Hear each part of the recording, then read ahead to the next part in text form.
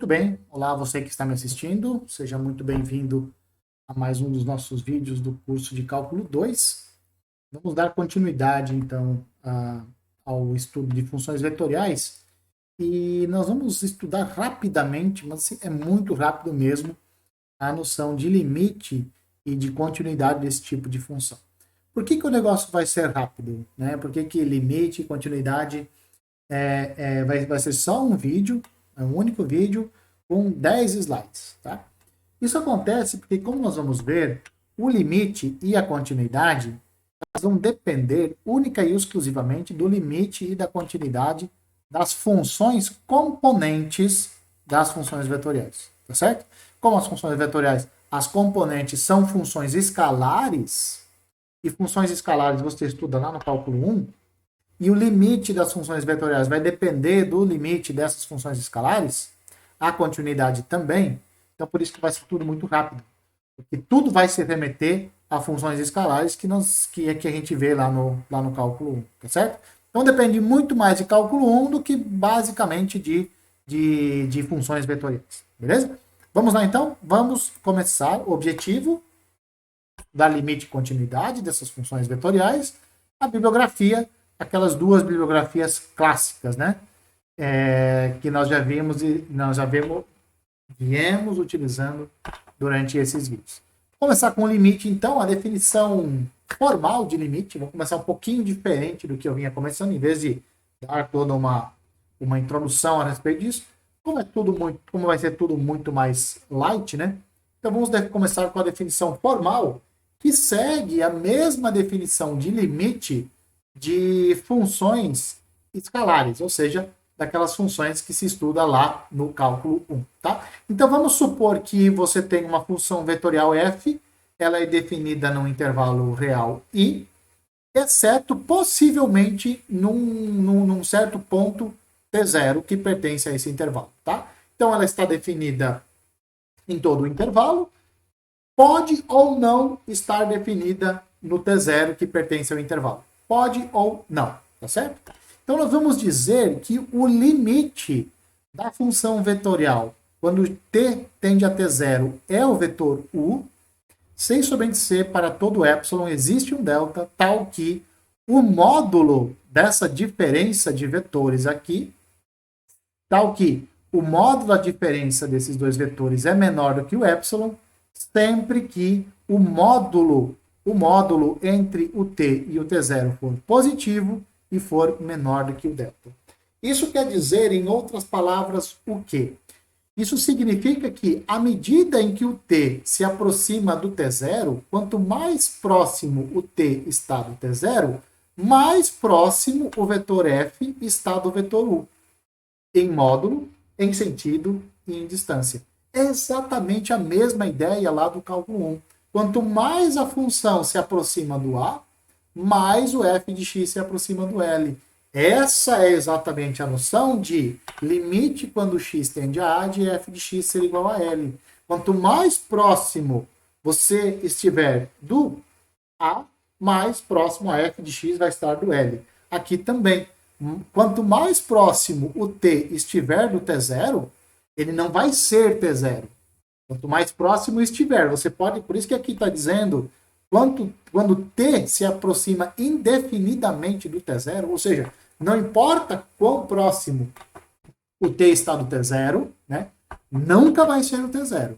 Então ele vai se aproximando, se aproximando, se aproximando. Aí você se pergunta, o que acontece com o vetor f de t, à medida que o t vai se aproximando do t0?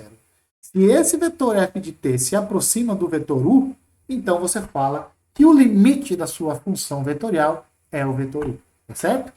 Nunca o t é igual a t0 num limite, por isso que é limite.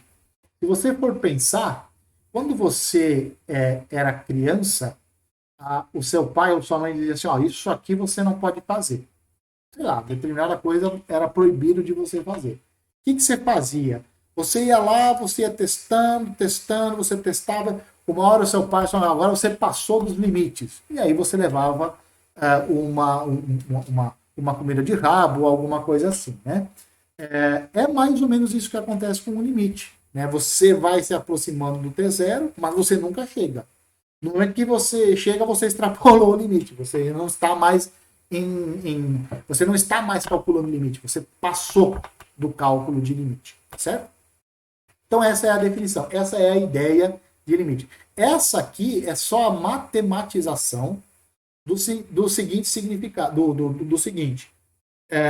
A f se aproxima de u à medida que t se aproxima do t0. Essa daqui é a parte matemática. É assim que você escreve matematicamente. Quanto mais próximo o t estiver do t0, mais próximo o f de t vai estar do vetor. Certo?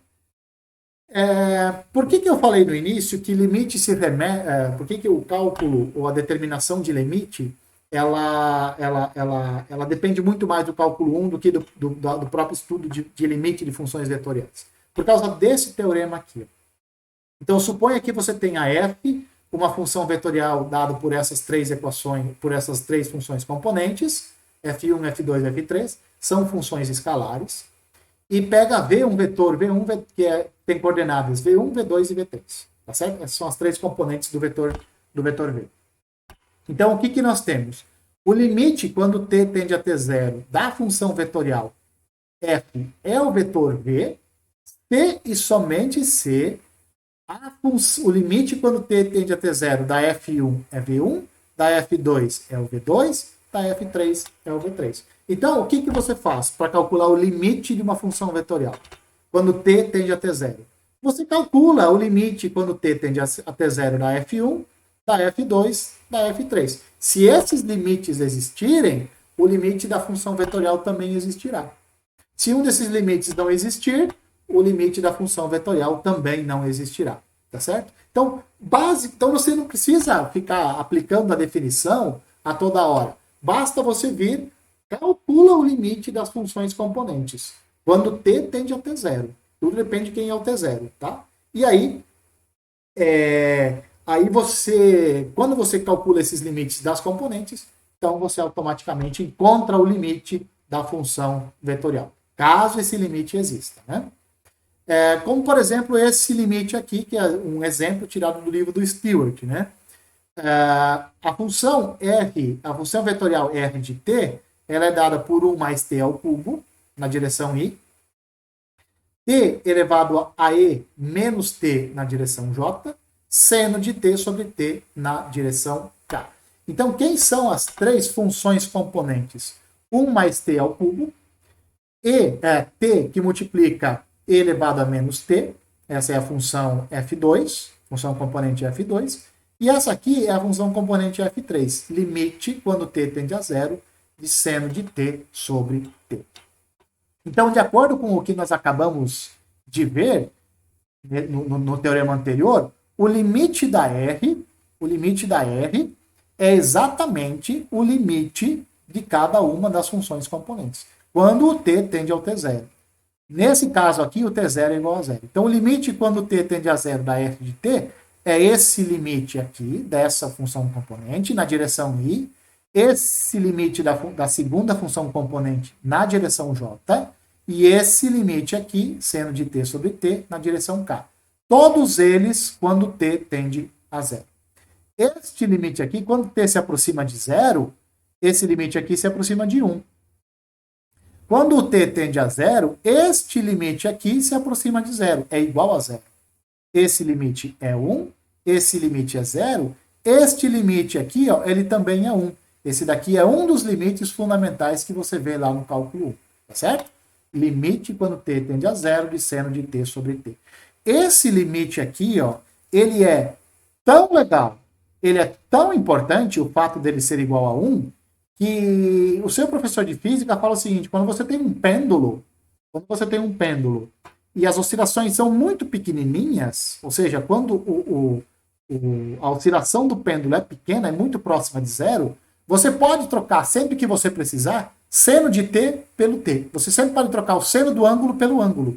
Por quê? Porque quando t é extremamente pequeno, esse quociente aqui é igual a 1. Então você passa o t multiplicando para o outro lado e fica seno de t igual a t. É isso que os físicos usam quando eles falam exatamente isso. Quando um pêndulo tem oscilação pequena, não precisa trabalhar com seno. Trabalhe só com o ângulo. dá na mesma. Ou, não é que dá na mesma, mas dá quase na mesma, e dá tão quase na mesma, que você pode trocar seno pelo ângulo sempre que você precisar, em oscilações pequenas. Por que oscilações pequenas? Porque daí o t está muito próximo do zero. Tá certo? Bom, mas o que acontece com o limite das funções vetoriais operadas, com as funções que você obtém através das operações? Né? Lá no cálculo 1, você sabe, né? Limite do produto, produto dos limites, limite da soma, a soma dos limites, limite da diferença, diferença dos limites, limite do quociente, quociente do limite, desde que o limite seja diferente de zero no quociente. Né? Você já tem essas propriedades lá. Aqui funciona a mesma coisa. Limite da soma é a soma dos limites. Né? Então, se você tem a f, o limite da f é u, a limite da g é v, quando t tende a t0. E a limite da função, de uma função escalar h, quando t tende a t0, é a. Essa aqui é a função escalar. Então, o limite da soma ou da subtração das funções vetoriais é a soma ou a subtração dos limites. Tá? Limite de uma função escalar por uma função vetorial é o limite da função h vezes o limite da função vetorial. O limite do produto escalar é o produto escalar dos limites. Isso está escrito aqui. O limite do produto vetorial é o produto vetorial dos limites. Tá certo? Então, essas propriedades todas você que já valem lá para o cálculo 1 para funções, né? Aqui também estão valendo para funções vetoriais. Cuidado! As operações de funções do cálculo 1 são diferentes das funções vetoriais. Tá certo? Bom, e aí vem um pequeno exemplo, né? Suponha que a sua f seja a função vetorial f é dada por essa daqui, né? T ao quadrado na primeira coordenada, 4e elevado a 2t na segunda. E a g de t é 6t e elevado a menos t. Nós vamos calcular o limite da f, do produto escalar de f por g. Aí você tem duas possibilidades. Primeiro, você calcula quanto é o produto escalar dessas duas funções. Calculando o produto escalar, te dá esse número real aqui. E aí, o limite quando t tende a 1 do produto escalar é o limite quando t tende a 1 desse sujeito que você encontrou aqui. Isso vai dar 6 mais 4e. Essa é uma possibilidade. A outra é, já que calcula o limite da f, que vai dar 1 e 4e elevado ao quadrado. Quando você calcula o limite dessa função aqui, ó, você precisa calcular esse limite e esse limite aqui. Quando t tende a 1, isso aqui dá 1, 4e ao quadrado, esse limite. Calcula o limite da g quando t tende a 1, isso vai dar 0e elevado a menos 1. Tá? Aí, calculado esses dois limites, usa essa observação aqui, ó, que o limite do produto escalar é o produto escalar dos limites, e você tem então que o limite do produto escalar é o produto escalar desse vetor por esse vetor, que também vai dar 6 mais 4e do jeito que tem que dar. Tá? E aí nós chegamos então à noção de continuidade, né?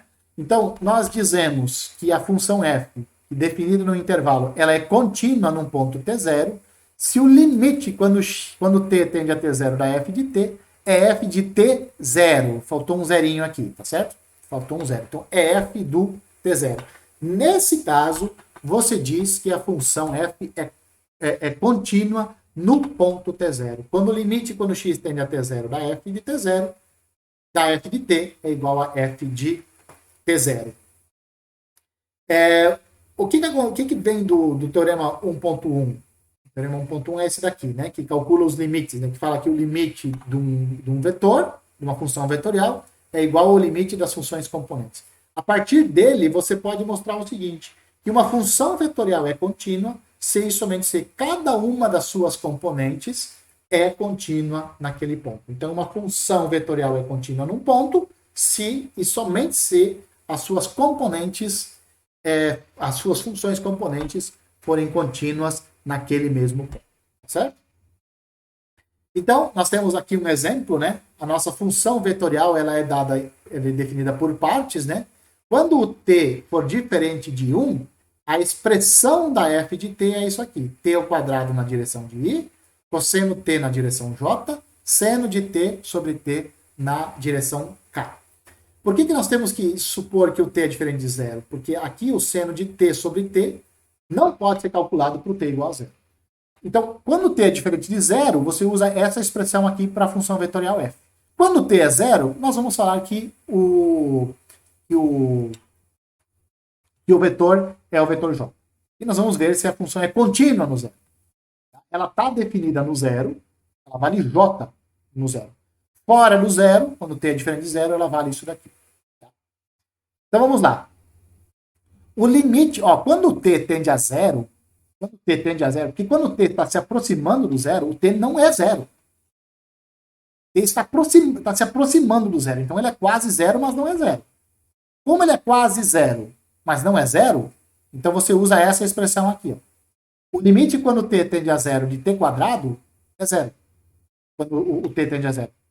O cosseno de t, quando t tende a zero, é 1. De seno de t sobre t, quando t tende a zero, é 1 também. Então, o limite da f quando t tende a zero é j mais k. No entanto, f de zero é j. A função vetorial calculada no zero é j. Esses dois elementos aqui, o limite e o limite da função vetorial quando t tende a zero e o valor da função no zero são coisas diferentes. Então, ela é descontínua no zero. Tá certo? Lembrando sempre que esse daqui é o limite fundamental. Seno de t sobre t, quando t tende a zero, é igual a 1. Que nós tínhamos comentado antes. Para finalizar, curvas espaciais. Isso aqui parece que não tem muito a ver, né? Mas tem um pouquinho, né? Desenhar curvas espaciais é muito difícil. É muito mais difícil do que desenhar curvas planas. Em geral, você precisa usar um programa de computador. Um que eu posso indicar para vocês é o GeoGebra. Né? O GeoGebra faz figuras, né? Faz gráficos de curvas quando você está no espaço. Por exemplo, essa função vetorial aqui, ó, essa função vetorial que tem essas equações paramétricas. Ó, 4 mais seno de 20t cosseno de t. Y é 4 mais seno de 20t cosseno t. E o z é cosseno de 20t. Isso aqui é uma espiral senoidal. Quer dizer, é uma espiral toroidal, né? Porque ela é uma espiral em cima de um toro, em cima de uma rosquinha. Lembra? Sabe aquelas rosquinhas do Homer Simpson? Então, desenha sobre ela uma curva meio espiral, né? Isso, então, essa curva espiral sobre a rosquinha do Homer Simpson, isso a gente chama de espiral toroidal, e isso daqui é uma parametrização, é uma das equações paramétricas dessa função, dessa curva espacial aqui. Beleza? Bom, com isso nós chegamos ao fim desse vídeo. Eu falei para vocês, ele foi muito curto, foi muito rápido, porque realmente limite de continuidade de funções vetoriais depende do limite e da continuidade das suas funções componentes. Beleza? Sabendo bem limite de funções componentes, você automaticamente sabe limite de funções vetoriais, e o mesmo vale para funções vetoriais contínuas. Certo? Então, um abraço a todos e eu espero que vocês me vejam nos próximos vídeos.